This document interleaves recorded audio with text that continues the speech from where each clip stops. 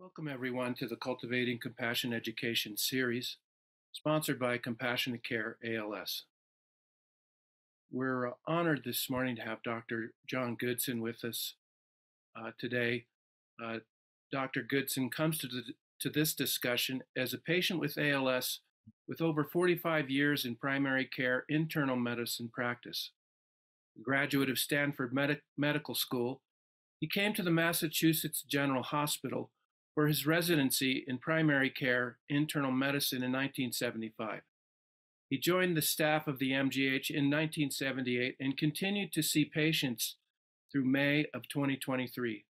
At that time, he had no choice, so began the process of passing off each patient to a colleague. He had a panel of over 1,000 patients. As an associate professor of medicine at Harvard Medical School, he focused on the clinical education of students and residents. He directed week-long continuing education courses for his peers, and concurrent with his clinical work and teaching, Dr. Goodson was deeply involved with the expansion of healthcare access in the Commonwealth of Massachusetts. More recently, he has focused on rebuilding the primary care workforce and saving primary care. Welcome, Dr. John. Before we get started there with the doctor, I'd like to introduce Ron Hoffman, our founder, to say a few words. Yeah, thank you, James. John, thank you for being with us. Excuse my voice. I'm down with a little strep, lucky me. Again, thanks everyone for showing up. I know there's several handful of you here actually living with ALS, so thank you in particular. You know, I met John and his wife, Pat, some time ago. And I remember prior to my first meeting with John, knowing that he's a physician, that it would be pretty interesting. Just from the standpoint that I'm walking in to meet a man who's a physician, a man who's been tending to people for his extraordinary career, tending to and caring for, and now meeting a man who is kind of like on the other side, a man having to receive care and tending to and information about how to live life with ALS and maybe how to keep working with it. So I was intrigued, and what I'm incredibly grateful for to you, John and Pat, is the willingness to allow myself and our organization into your lives and to walk alongside the journey that you're walking, allowing us to walk with you. And, you know, I consider you, I've never been a fan of the word patient, but I consider you a friend and a colleague, and just huge appreciation for you and how you're doing what you're doing, how you continue to work, how do you continue to show up for others, and just much gratitude for you and Pat. So welcome, and thank you for being here. Thank you, James and Ron, for your kind words of introduction. When I started thinking about this, I was a bit overwhelmed, and now I think I may have more to say than I have time to say it. But let me just tell you what we're going to cover. So there are a number of questions. Why did doctors become doctors? What is doctoring like from the other side? You as patients experience one thing. We as doctors have our own stories. What is the impact of doctoring outside of doctoring? What happens when the doctor diagnoses themselves with ALS? What happens when the doctor becomes the recipient of care? What does ALS mean for each of us? The connections and opportunities we share. Reconciliation. So let's begin at the beginning. This will be my personal story. There are many individual personal stories for every doctor, but I'll tell you mine. So I was exposed to doctoring right from the get-go. My father was a general internist. My grandfather was a primary care physician. I grew up in Kansas City. My grandfather practiced in a little town called Liberty, which is just north of Kansas City. And I was surrounded by doctoring. In fact, on Sunday afternoons, my grandfather and father would talk about cases and they'd show medical movies, and the kids would sort of sit around and watch. I got a very clear sense of what the commitment was all about. My father would take phone calls at home, and when he wasn't there, I would write down the messages in a little book. Then he would return the calls when he got home. I was also aware of what it meant to be with people who were sick and dying. What does it mean to live a life in parallel with people were sick? I was also aware of how connected he was with his patients, unique individual connections. And I was comfortable with the role. Both my father and my grandfather had a certain poise. And so to be a physician, you must have a certain persona, a poise, an ability to just ride through the rough times. So then what happened? So I graduated from high school, went off to college. I went to a good liberal arts education and went to Columbia. I became quite interested in history and majored in American social history. I did my pre med training just in case I wanted to go to medical school. But I think in my heart of hearts, I always thought I would become a doctor. So I graduated with my degree in social history, which may be a bit of an outlier, but I was able to get into medical school. I got into Stanford. I went to Stanford thinking that Palo Alto was a suburb of San Francisco, much like Boston College is a suburb of Boston, only to get out there and realize that they're like two different worlds. Stanford was too removed from the real world for my liking. So I went to figure out what was going on in San Francisco. I spent a summer studying community-based healthcare in San Francisco. And for a year and a half, I ran a course for undergraduates at Stanford having to do with healthcare. So one of my professors actually taught this course together, and I probably did 90% of the work. At the end of medical school, you apply for additional training, sometimes called an internship the first year, now called a residency or PGY1, postgraduate year one. It is an incredibly intricate matching process. Everybody sort of ranks everybody else. And I ended up matching at the MGH in primary care and telemedicine. So that was in 1975. Up to that point, I think I had a sense of what medicine was all about. But one thing you learn in medicine is that your outsider impression is not what the inside is like. Because once you get into an internship, particularly when you go to the second year as a junior resident, you're immersed with the consequences of your decision making. It's very hard to explain what that means. People who have gone through this, they will know exactly what I'm talking about. But it is a different internal way of approaching the world. And that's all I can say. People who are practitioners of medicine, they can exchange a single word or a single glance that will communicate everything, everything. So when I completed my residency, I became a member of a hospital-based ambulatory practice at the MGH and began my work as a primary care internist. That work continued, as Ron said, up until May of this year. And through those many, many years, I developed an extraordinary panel of patients, 1,000 when I had to retire, multiple generations. I was a primary care physician as much as I could be. You think of the MGH as being the ultimate tertiary hospital, and it is. The resources are astounding, but the roots of the MGH have always been in the community. When the hospital was built, it was surrounded by neighborhoods. Those neighborhoods were gradually replaced by high-rise buildings, office buildings, et cetera, et cetera. But from the very beginning, the MGH had always had a large presence in the local community. So the patients would walk over from the North End, which is largely Italian. They would come from South Boston, which was largely Irish Catholic. And my panel was a quite heterogeneous group. So that began my life as a doctor. So, what is doctoring like from the doctor side?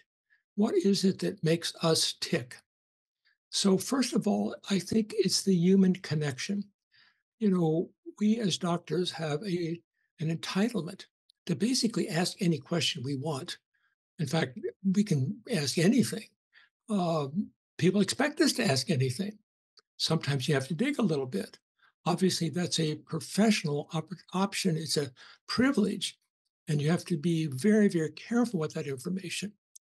But you develop these connections with people, and you learn from people. I see the world through other people's eyes, through working people's eyes, through business executive lives eyes.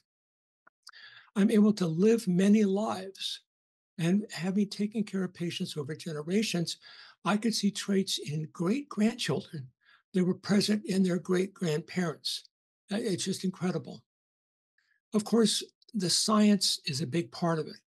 I'm a scientifically inclined guy, and as a general internist, I was able to participate in the science across multiple specialties: cardiology, endocrinology, infectious disease, pulmonology. In order to be an internist, in order to be a primary care internist, you have to have a working knowledge in multiple different disciplines. And that itself changed dramatically over the course of my life. So, first of all, I witnessed the introduction of biologics, these little monoclonal antibodies that are manufactured here in Cambridge and Boston. I've learned about genetic engineering, CRISPR, and we just heard about CRISPR intervention with sickle cell. We knew this was coming. I knew this was coming 3 or 4 years ago. Once the CRISPR had been identified and the opportunities had been laid out, you knew that something like this would happen. In addition, over my lifetime, we've become much more proactive with screening, and also much more proactive with the way we treat conditions like diabetes, high blood pressure, and elevated cholesterol. So there's just a lot more work figuring out the right combination. Sometimes people need 3 or 4 different medications just to deal with one of those conditions. Of course, part of the fun is putting it all together. And you do this repeatedly every day. There's a beginning, a middle, and an end of every visit. And you may have 15 visits in a day, and you can't carry it on to the next one. You have got that period of time to assemble the information, make your decisions, and decide what your outputs are going to be. There are definitely some moments of great pleasure, but actually, the most rewarding part is satisfaction. The satisfaction of ending a day having put in a good day of work as a doctor. Of course, there are moments of uncertainty when you do not know what's going on, and hopefully somebody else can figure that out for you. But that sense of uncertainty can be frightening. That you have to live with. And then, of course, there's the grief itself. We grieve for our patients. I've grieved so many times. I've visited funeral homes, I've gone to wakes. These are people that are part of me. And so I pay my respects when those times of death come. So that's my basis. That's who I am. I became an academic physician. So, what exactly does that mean? Well, I live in what's called an academic medical center. The A stands for academic. So, what does that mean? Well, it means research and teaching. And I got involved with both. So, for the teaching part, I was involved with the teaching of outpatient medicine to residents. I taught the current president of the MGH, David Brown. I taught the current chief of medicine at the MGH, Jose Flores. My trainees have gone on to illustrious careers. I had a part of their lives.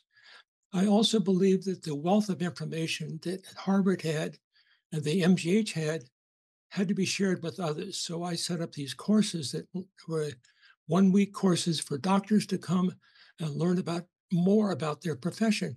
And the thing that was most rewarding about all those courses were the people who would come up to me or would write to me and they would say, I was losing my enthusiasm for medicine, and I've now regained it. That's really the reward, because if that doctor goes out and takes care of 1,000 patients, and some of these courses I had 400 or 500 people at, that's a lot of patients. In addition, being a child of the 60s and 70s, I was infused with the possibilities of change. And I saw, in addition to my teaching, that I should become an advocate for change. I should use my authenticity as a physician to push for reform. And so I took on two major issues. I took on healthcare access, and recently have taken on workforce balance. Just to give you a sense of how it all worked out, I saw patients 6 to 7 half days per week, roughly 70% of my time. When a patient was admitted to the hospital, I wrote the admission note, I wrote the daily notes, I did the discharge. I dealt with all the visiting nurse phone calls, any issues that came up needing referrals, prior approvals. I did all of that. Research was a small component of my life, more when I was younger than recently. I've continued to do research my entire life. Currently, my research has to do with the consequences of the distortions of physician payment. And then, of course, I talked about the education, which was roughly 25% outpatient, inpatient, and continuing education. So let's pause and go back to that concept of advocacy. So, having gone to Columbia and graduated in 71, I was right in the thick of things, marching on Washington. I was not a rabble rouser. I was not at the edge, at the fringe, but I was part of that interest of that time in making the world a better place, doing something substantial to help other people. We had to address social inequities. And the very conversations that we've had over the last 2 or 3 years really echo those conversations. In fact, in some ways, they are less content. There's less content now than was being developed in the 1960s and 70s. There was much more interest back then in really correcting inequities. So in the 1990s, I got involved with my professional organization, Society for General Internal Medicine, and getting the organization to sign on to the concept of universal access. I did this with a colleague of mine down in New York, and this was concurrent with the evolution of the Clinton health plan. We all remember that. But remember, we have become accustomed over the last 13 years to universal access. But prior to 2010, that did not exist. So in the early 2000s, through a bunch of unusual circumstances, I became the director of a ballot initiative to enact universal health care in the Commonwealth of Massachusetts. Question 5, some of you may remember that. And I basically managed a small coalition of organizations with a minuscule budget of $125,000. The opponents mustered a budget of $5.4 million. So 125,000 versus 5.4 million. And we almost won. It was a 52-48 split. As a consequence of that, I was placed by the governor on a state commission to investigate whether or not it was possible to even think about state-based healthcare. And that percolated along for a couple of years. And at the very last meeting, the consultant said, I assume that healthcare access is part of the social contract for the Commonwealth of Massachusetts. And I said to myself, okay, that's a nice thought, but that's not true. There is no true social contract. The only contract we have is our Constitution. So that triggered an effort to amend the Constitution of the Commonwealth to mandate that the legislature and the governor, the executive branch, it was their responsibility to develop a plan to ensure universal access for the state of Massachusetts. So that is a long drawn out process. It started in 2004 and ended in 2007. In 2006, our polling showed that we had an 80% support rate in the Commonwealth. And the governor, who was Romney, and DeMacy and Travellini, who led the House and the Senate respectively, got together and created the Massachusetts Healthcare Act of 2006, which became thereafter the model for the Affordable Care Act. So we pushed the trigger, so to speak. We pulled the trigger. We pushed these guys along to do what was right. They ended up canning our constitutional amendment in a maneuver that was later ruled to be unconstitutional itself. But at that point, the judiciary was not willing to override the legislative branch. And so we died away. But we'd done what we wanted to do. We had moved the Commonwealth toward significant change and set a model for the rest of the country. So what happened after that? So for years, people have been talking about the need for primary care access. But I can tell you the shortage of primary care physicians, the discussion about that began over 30 years ago. I can show you papers written in the early 90s that talk about the end of primary care, but nobody did anything. So that's when I got more deeply involved in what's called physician payment reform. And from 2010 up until the pandemic, I was in and out of Washington constantly. I met with multiple congressional staffers. And those of you that have done lobbying know that you got to have your talking points like at the tip of your fingers. You've got 30 minutes. I met in hallways. I met in offices. I met in meeting rooms, every imaginable space. I've also met with every administrator for CMS, pushing the concept that we've got to do something to address the distortions in payment. Why is it that a dermatologist makes 2 to 3 times what I make? Why does a surgeon make 2 to 3 times what I make? If a surgeon tried to manage the complexity that I do on a day-to-day basis in my office as a general internist with 15 patients who are maybe each on 10 different medications, they would be completely flummoxed. Once you've done 5,000 or 10,000 knee replacements, that next knee replacement is not that challenging. With internal medicine, there's nothing that carries from one visit to the next to inform what you're going to do. So that has been my most recent fight. And that's the fight I continue to try to get some equity back, some parity back in the way we pay physicians. I will add here that part of the problem is that those physicians who are paid too much have a very self-inflated idea of themselves. It's just because I'm paid so much, I am a better person, more important person. I'm a specialist, whatever. I'm tired of that. I don't believe it. It's got to end. We cannot save primary care just by changing the way we're paid, improving our compensation, but we will never save primary care unless we do something about the compensation. So there I was, percolating along, happy with my life. I had no intention of retiring. I thought about maybe considering it when I was 80. I was at the time 72.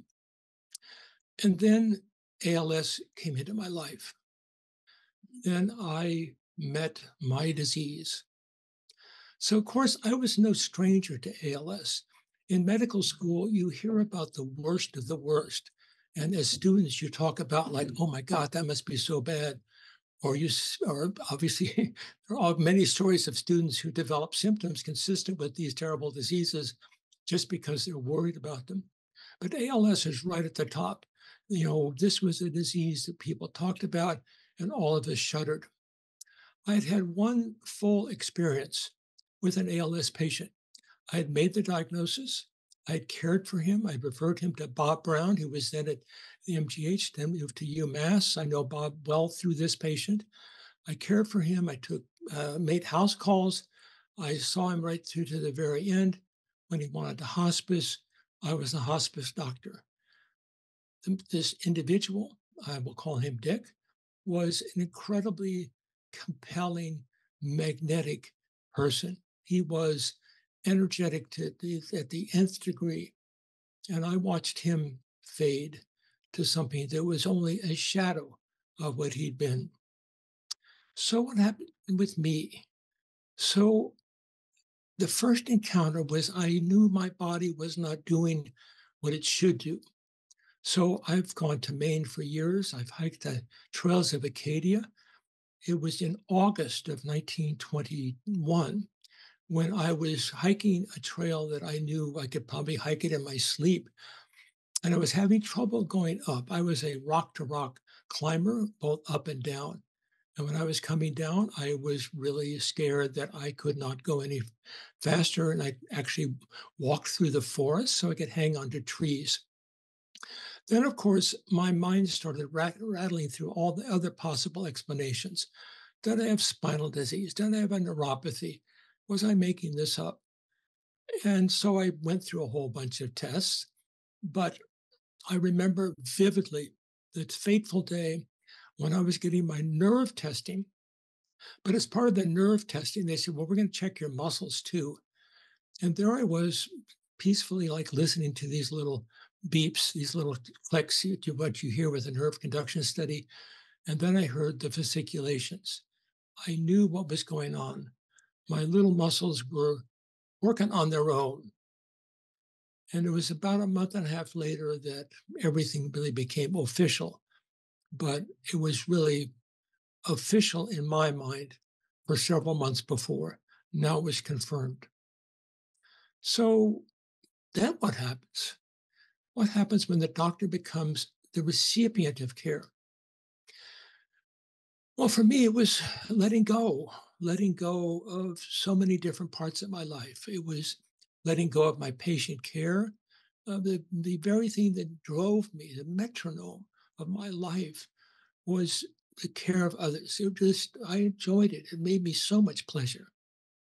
I needed to figure out what to do with my 1,000 patients. And fortunately, when this process started, my practice colleagues agreed to take on all 1,000 of the patients.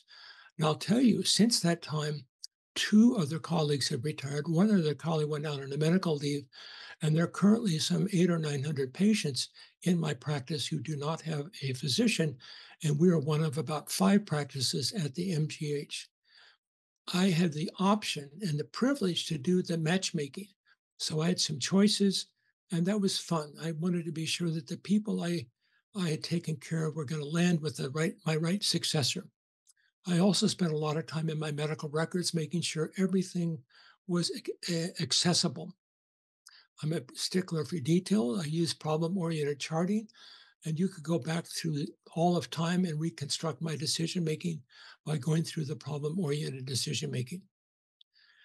And so that also applied to my teaching, my CME teaching. I had to find successors. I had to figure out how to mentor them and take them through a cycle for each of the courses. I had to give my inpatient teaching assignments up.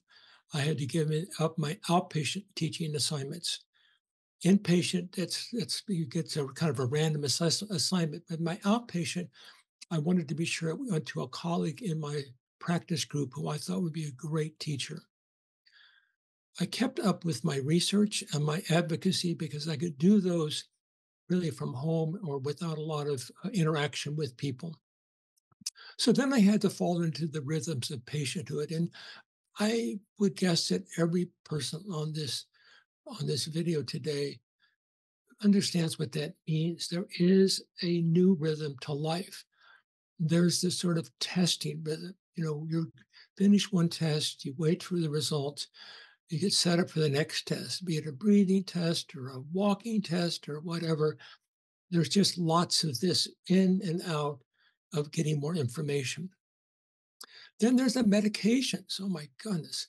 I'm currently on 6 different simultaneous medications. And just managing those is just requires a fair amount of concentration. I have so much more respect for the patients that I've cared for over these years who actually were able to manage these very complicated medication programs. Hats off to you. And then there are the visits themselves, meeting with my physician team, my nurse practitioner team. I was participating in a clinical trial, so I had the clinical trial team. That was kind of fun, but there's always a waiting. Pat and I have sat in offices and waited for people to come in, sort of staring at the walls, making small talk. Thank goodness for cell phones because you can always look at something. Used to be you had to look at old magazines. At least you can look at something that's very current. And then, it was a matter of thinking about my impact on the MGH and my profession, primary care internal medicine. And so I've been fortunate that a number of patients have contributed money to the hospital on my behalf. There's now a Goodson chair in primary care internal medicine. This chair will become ultimately the director of the Health Policy Center within the Mongan Institute. I'm raising additional funds for the chair to use to build a team to really address the policy issues behind the distortions of physician payment that have led to the inadequacies of the workforce. And it's not just primary care, there are many other pieces of or professions within medicine that are having big trouble, including infectious disease, endocrinology, and neurology. The one profession that we all care about a lot faces issues of workforce. We on the East Coast, those of you on the West Coast, and many around the academic centers scattered around the country have access to good neurology. But there are massive areas, large states that have very little access to high quality neurology, largely because the field doesn't pay as well as others. So, what does ALS mean? So, I think there are many pieces to this. So, what have I come to learn that it means to me? So, I think the first is the importance of that nonverbal communication. I think the body language of the physicians that I deal with makes an enormous amount of difference. And the physician that I deal with is an expert. I'm not sure how she got this, whether she learned it, this is innate, but she knows how to poise herself in a way that makes her accessible. And that's in contrast to my first physician who, spent his entire visit documenting stuff, not online. He wrote things down and he was an incredibly kind person, but there wasn't that kind of openness and receptiveness that I get now. Secondly, is the importance of responsibility and continuity. Having somebody taking responsibility for my health and maintaining that over a period of time is enormously important. When I retired, I received letters from many, many patients. And the thing that really surprised me the most was they just appreciated my being there. Not that I saved their life, not that I identified their cancer, not that I sat at their bedside, but that I just was there. And for me, that is extraordinarily important. I think access is a big piece of this. For me at least, there's several different points of access that I can employ, including direct email to my physician. I save that for the most desperate situations. I think we need to understand more about the science. And as a physician, as somebody who's been nurtured by science his entire life, the science of this is just baffling. Managing resources becomes a real challenge. And this falls on my beloved wife, Pat, a lot, but there's just so many different moving pieces, some that I can handle, some that she can handle. Dealing with my long-term care insurance through Hancock can be annoying and frustrating, difficult. How to figure out family relationships, how to bring family members into this discussion. We'll talk a little bit more about that later.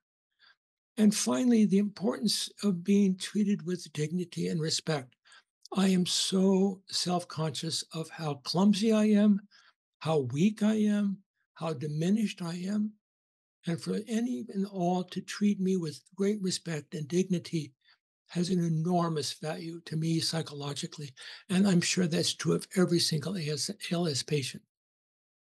So what about all the others involved? So let's go back to that family question. So first of all, I am enormously privileged to have a spouse who is a companion with the highest level of compassion. I wish I could be as compassionate as she. This disease was an uninvited intruder that co-opted her life and my life. and it's demanded from her physical and mental energies, which are way more than I ever wanted her to experience. In fact, it was a reverse. I wanted her to be able to relax. She'd had a very long and very successful corporate career, but at the end of the day, she had just gone through too much. It was just not sustainable at that level. And I knew how much she'd worked hard and she'd basically built her own career. And I was determined that she could just take a big, deep breath and relax. I think there has to be a unique level of recognition and understanding among family members, and that means children, siblings, and so forth. I don't know that there's a good model for that. I don't know that they really understand what's going on. I think it must frighten them. They don't necessarily talk about this. I think they are trying to figure that one out. And I can't really give them a lot of guidance. I can just be there and answer their questions. My siblings is the same. My brother is a surgeon, retired surgeon in San Francisco. He has been an extraordinary companion, traveling out here multiple times for a week at a time. My other siblings, they're mostly tied up in their own lives. So they're courteous, they're kind, but I don't think they really understand what I'm truly going through. I think the most important thing from all of the family members is this sort of compassion that my lovely dear wife Pat shows. And that can come and go. They're not consistently compassionate, I'll tell you that. There's only one person who has that consistently, and that's really Pat. What about friends? How does this impact friends? It's been really, really interesting. Some of my friends have really worked actively to maintain connection. Some I have to do the work. I have to track them down, have to invite them over. I much prefer the former, although I value the other relationships. And I worry that the others, the ones who need to be tracked down, are just too intimidated by the disease to feel comfortable. And we obviously appreciate those friends who pitch in without being asked, people who do things for us, bring us a dinner, bring us some cookies, whatever, with no questions asked. What about the caretakers? I mean, we have a whole bunch of people taking care of us: home health aides, physical therapists, occupational therapists, personal care assistants, VNA. I deeply appreciate their willingness to just do what they're doing with people who have a prognosis which is not at all good. We all, those of us that share this disease, know that our prognosis is horrible. It is, I wouldn't say horrible. We know what our prognosis is. It's not right to say it's horrible. But I think those of us that care for us who know this disease, in the back of their mind, they know, well, the next time I see this person, they're probably going to be different. And I've had some of the folks I've met multiple times, and they have had to witness me deteriorating. And I believe that that is hard for them. What about the researchers? Well, there's a whole bunch of people out there that are trying to do the clinical research to figure out what they can find to help us out. And having done some clinical research when I was younger, it is a long slog. It's a very difficult world. And bench research, likewise, is extremely difficult. People can work for years and get nowhere.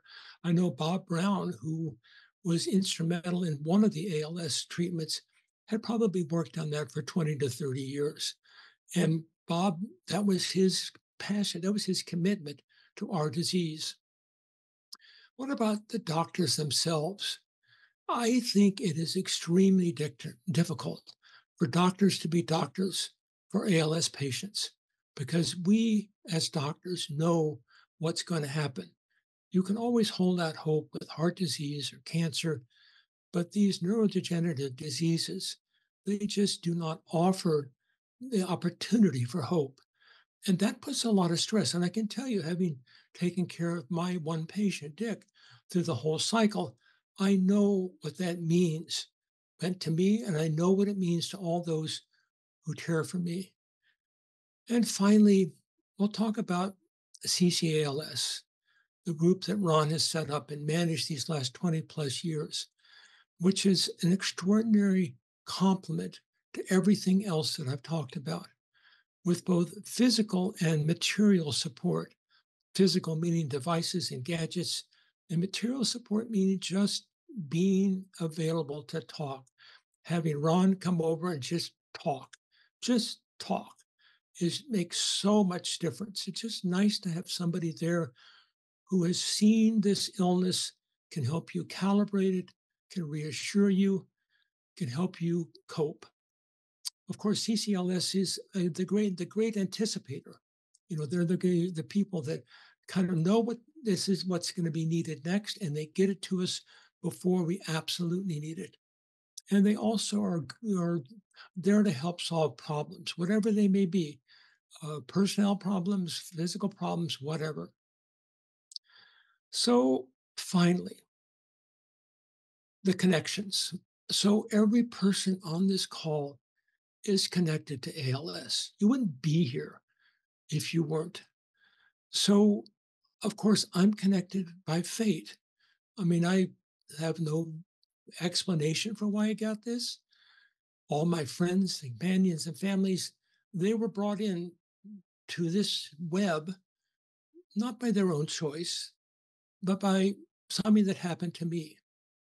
But there are many others, the scientists, people at CCLS, people who service, who choose to be part of this network, the connections. And what does that exactly mean? Well, that means that they're aware of everyone around them. It's that awareness of being among others who share a concern to support those patients with ALS and those of us that have ALS. We also know how much that requires for each and every individual, and all of us appreciate, every single one of us appreciates any work, any contribution by anyone else who's part of this process. And we are uniquely collaborating because we're looking for answers. We're supporting creativity. And I would say to all of you that we are entitled to celebrate our connectivity, to celebrate what ties us together. That may sound a little odd, ALS, celebrate, but we would not be together if this disease had not touched the life of every single person on this call. So, reconciliation. I'll begin by saying I don't have an answer here. I think this is part of my challenge. But as I said, we are here together because of this disease, and that is incredibly reassuring. No one wants to be alone. No one who's a spouse, a family member, a friend, nobody wants to be alone with this disease. I certainly don't want to be alone as a patient. I I have people who've said to me, "We all die," and I would just don't ever say that to anybody ever again. It's just too simplistic and too dismissive. I'm tired of that. To me, it's a challenge with many, many layers. Of course, there's that fundamental question of why. I don't think this is some curse that's been inflicted upon me for some prior life or something I've done bad. I think as a physician, I can only say, yeah, I was the one who developed this disease. Other people have other diseases. I will probably never know. As a doctor, I'm very aware of what's happening to my body. I know when a muscle stops working. I know which muscle it is. I learned all that stuff in medical school. It has given me a profound respect for the body I have. So when I lose something, I have to say goodbye to that. And when I've kept something that maybe my right hand is pretty non-functional, but my left hand does pretty well.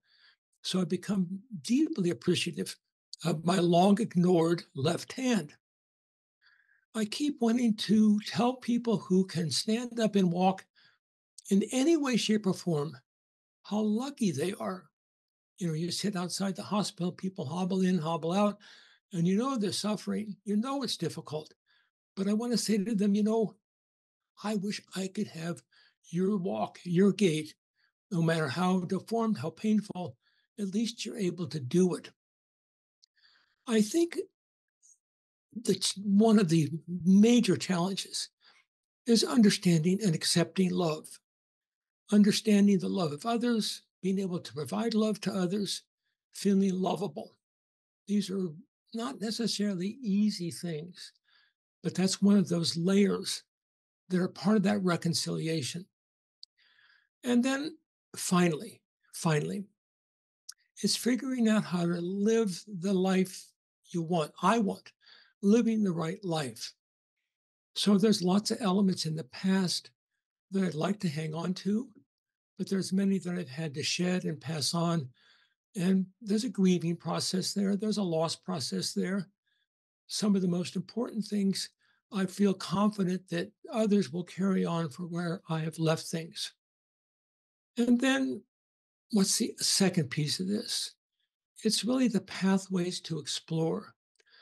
And people talk about focusing. This is one of the kind of the mantras of many religions, focusing.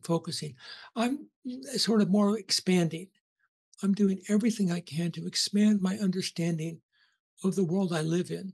So I read various philosophies, Stoic, Buddhism, Christianity, read anything I can get my hands on.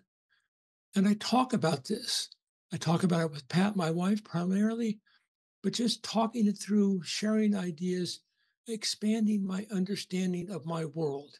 To me, that is an incredibly rewarding part that has come along with my condition. Not focusing, but developing something new that I can use my mind for. So that's me. I'm sure every ALS patient on this call has an equally important, if not more important, story. But that's my story, and I will end it here. Thank you all for your attention.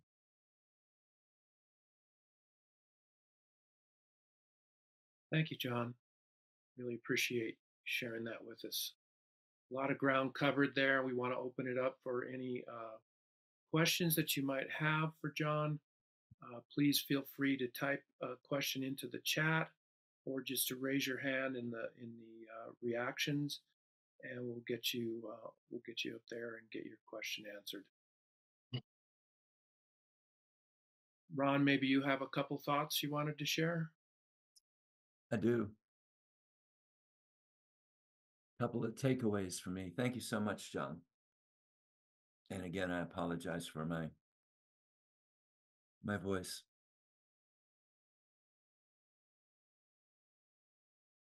You talked about friends bringing cookies, treats, no questions asked. It's a beautiful metaphor. No questions asked. To be able to walk in, drop something off, say hello, no questions asked. Selfless service. You know, in many ways, your story, John, like many other people's stories on here, I think it's about selfless service. Good doctoring is selfless service. Good tending is selfless service. Not having to hear the thank yous and the accolades. No attachments to that. That was dropping off cookies, no questions asked. I'm going to use that going forward.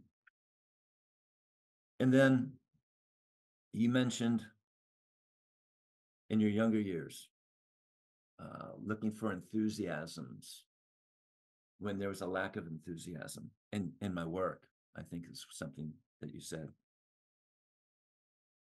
And so what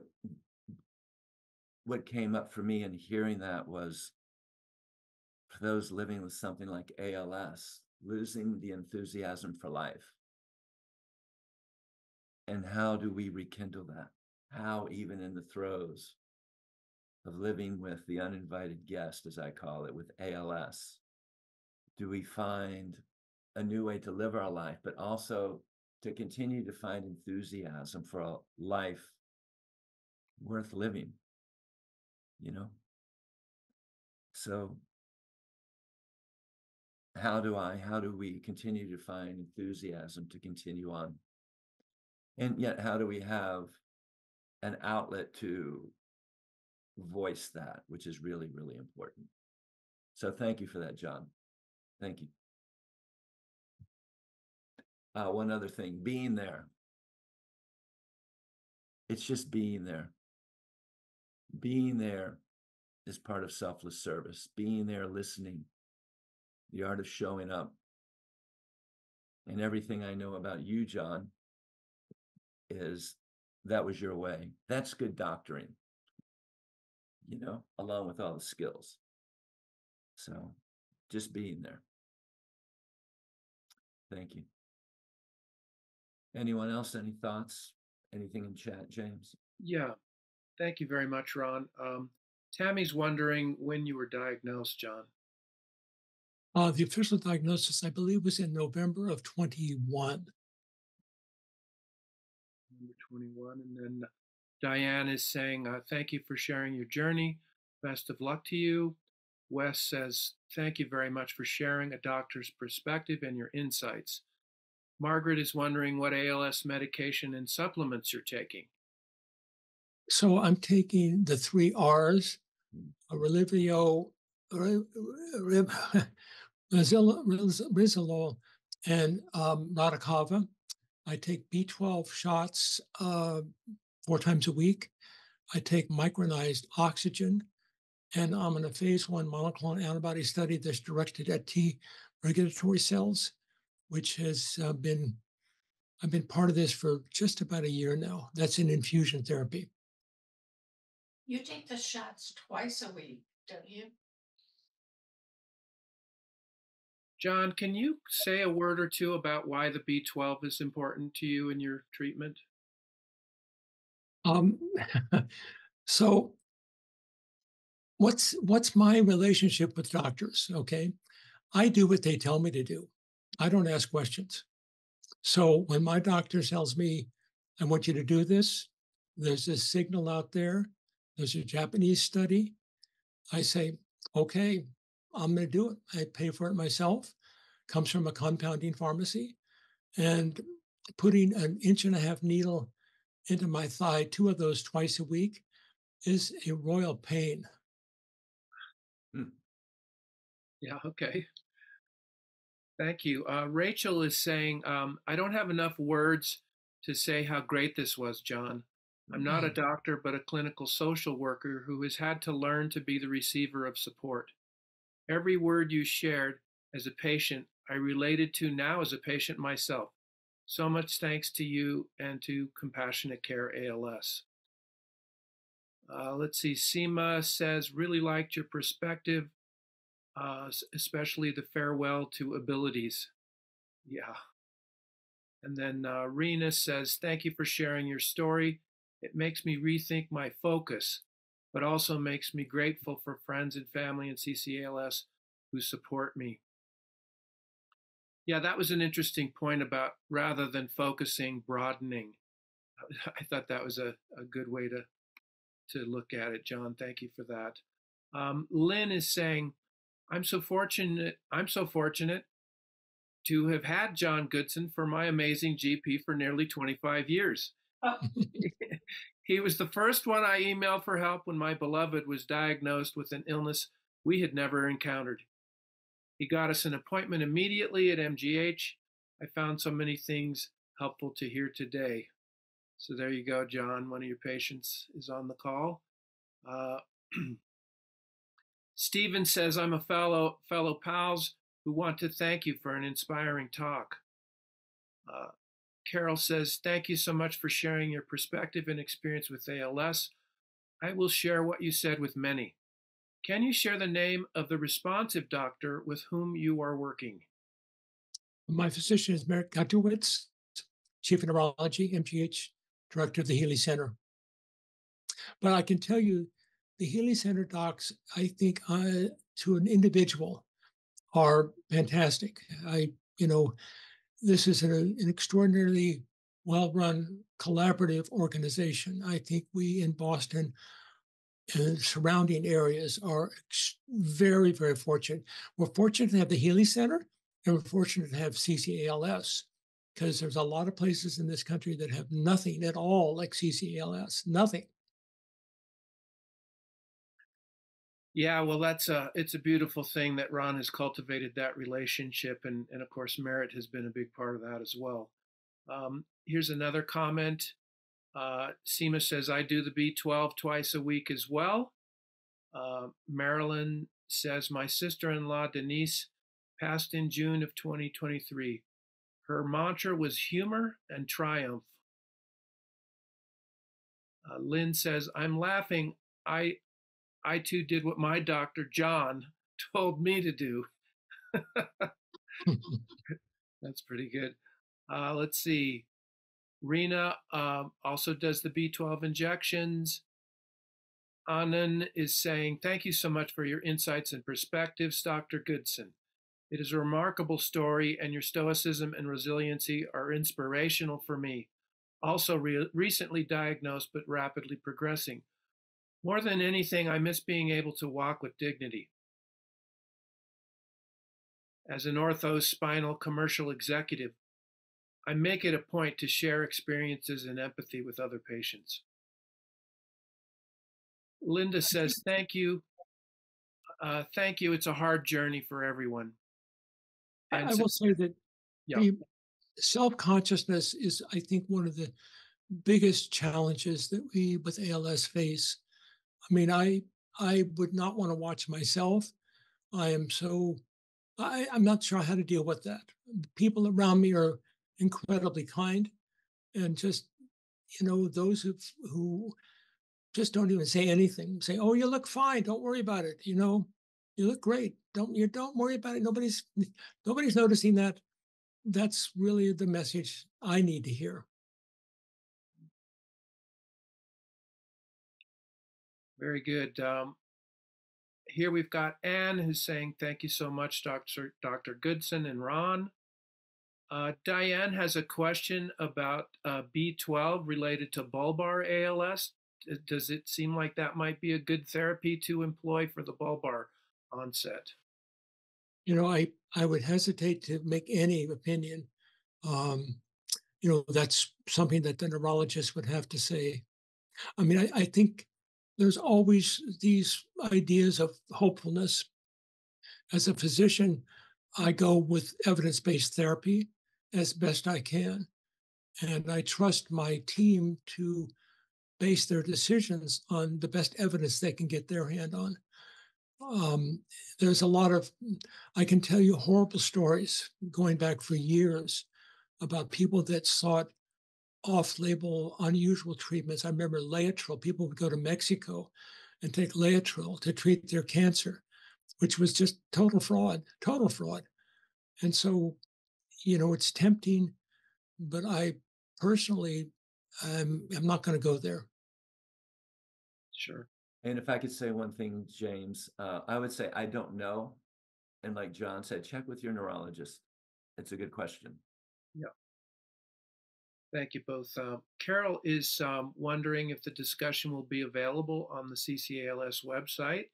And I'm happy to say that, yes, indeed, it will be. We have go to ccals.org, and then under resources, you'll see the educational library. And then you can scroll down and you'll see all of the talks. We've had many, many wonderful talks over the last several years. Tremendous amount of information and inspiration and teaching available there.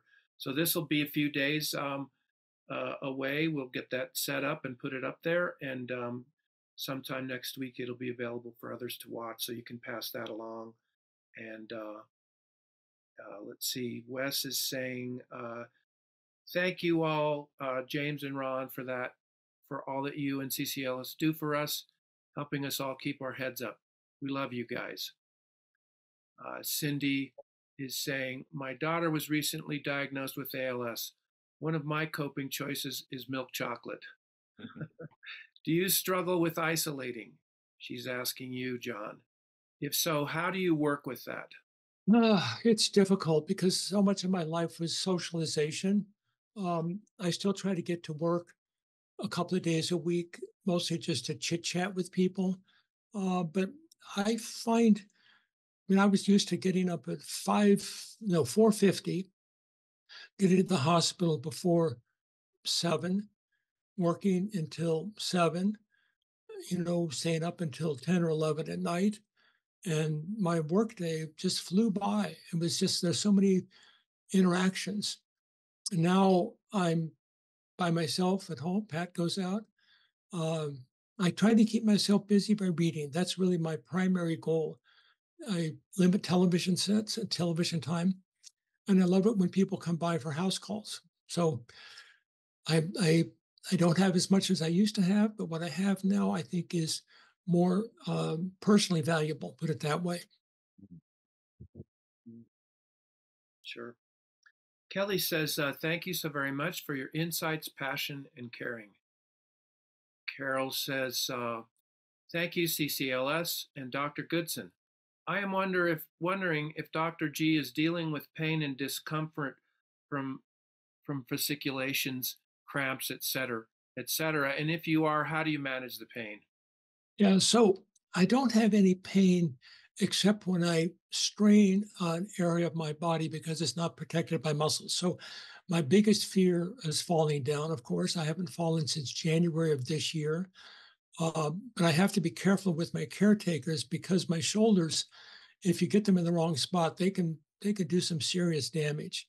And both of my shoulders are quite weak. So I have to be constantly reminding my caretakers to be very gentle with me. I get spasms. I don't really do anything for them. I've tried all kinds of medications, baclofen, Flexeril. I've tried Keppra, um, and the side effects just got too much for me. So I just stretch them out, and so far they have not been prolonged. Okay. Uh, we've got Tammy here saying, thank you for sharing your story. I lost my sister Debbie 2 years ago. It is a feeling of helplessness that was most difficult. And then we've got But let me just say that's why we're here together.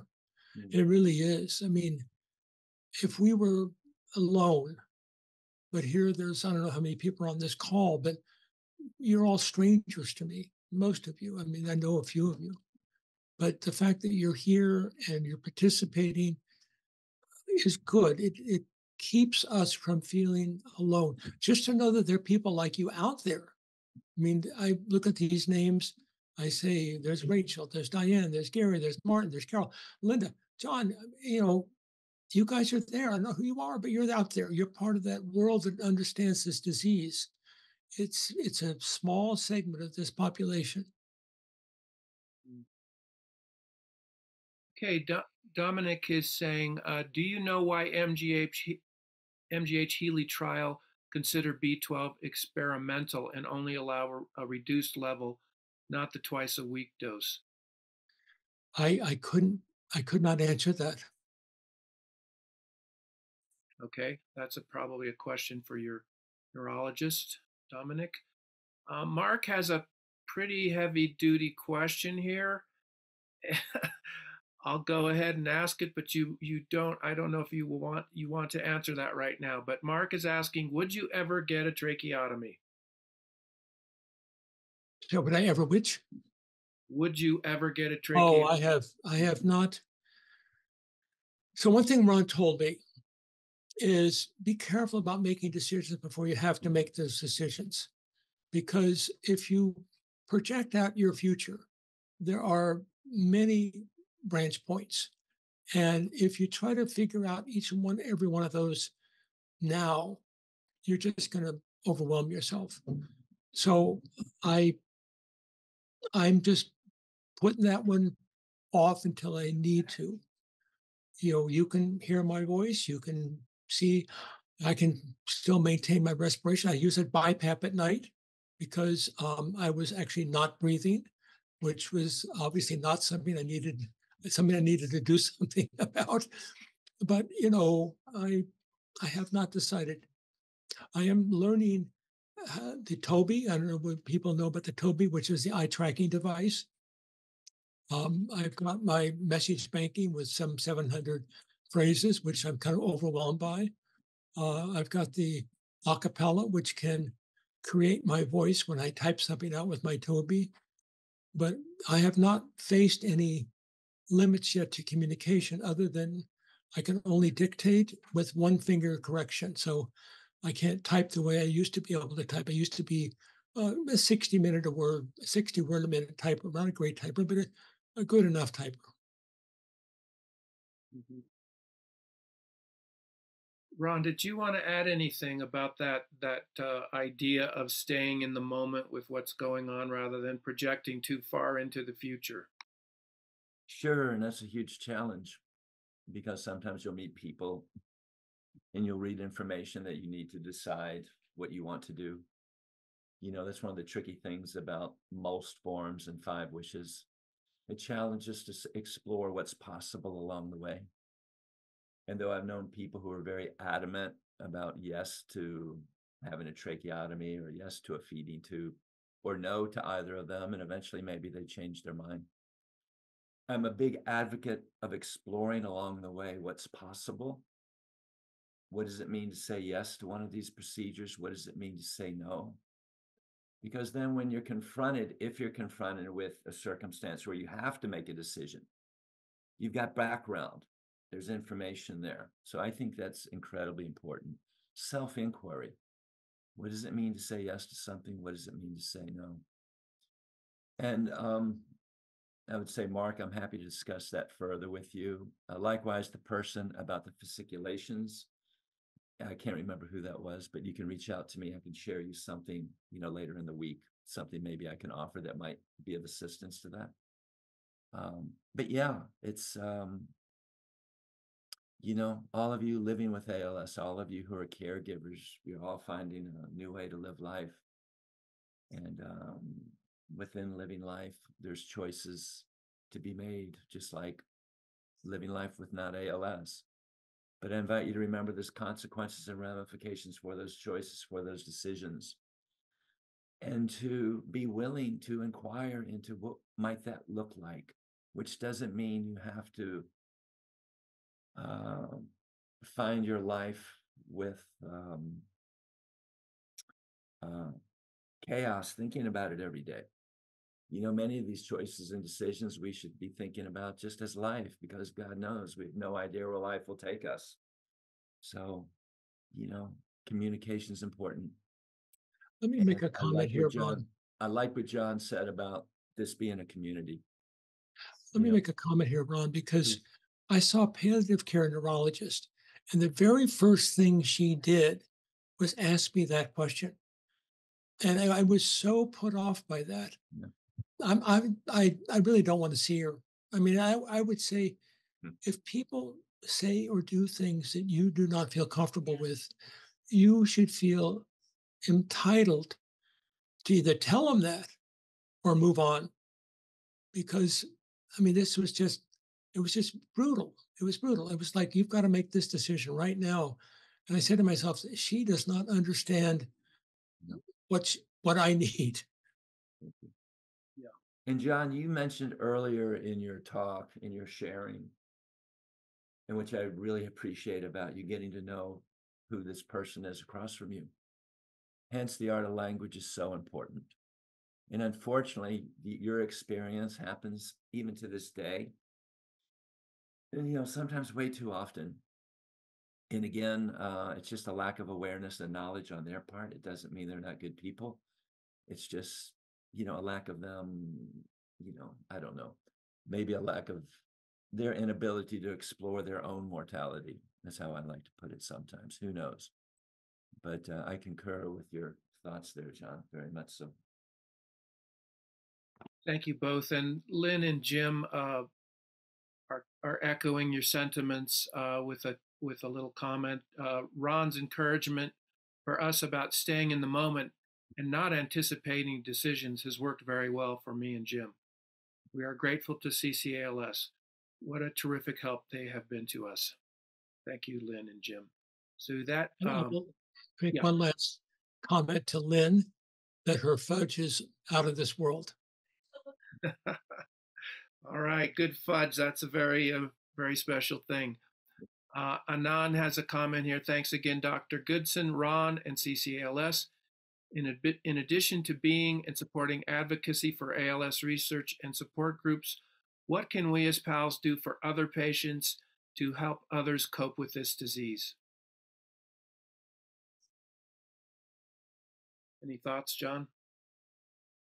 So what is the acronym PALS, P-A-L-S? People living with ALS. Well, I think it goes back to being willing to be there, which is one of Ron's core tenets, the concept of presence, but being willing to be there and talk about something. I love to gossip. I mean, I'd love to talk about current affairs. I'd love to talk about a book. I'd love, I read novels. I'd like to talk about the novel with somebody. Like it be like a book club, just getting my mental processes engaged in something other than my ALS is actually quite beneficial for me. Mhm. Excellent. Well, unless there's further thoughts or questions, we'll wrap it up for today. And thank you again, Dr. Goodson, so much for being here with us. Really, really great to share your Thank you. experiences. Thank you all. Thank you, John. Thank you, Thank everyone, you. for showing up. It matters. Thank you.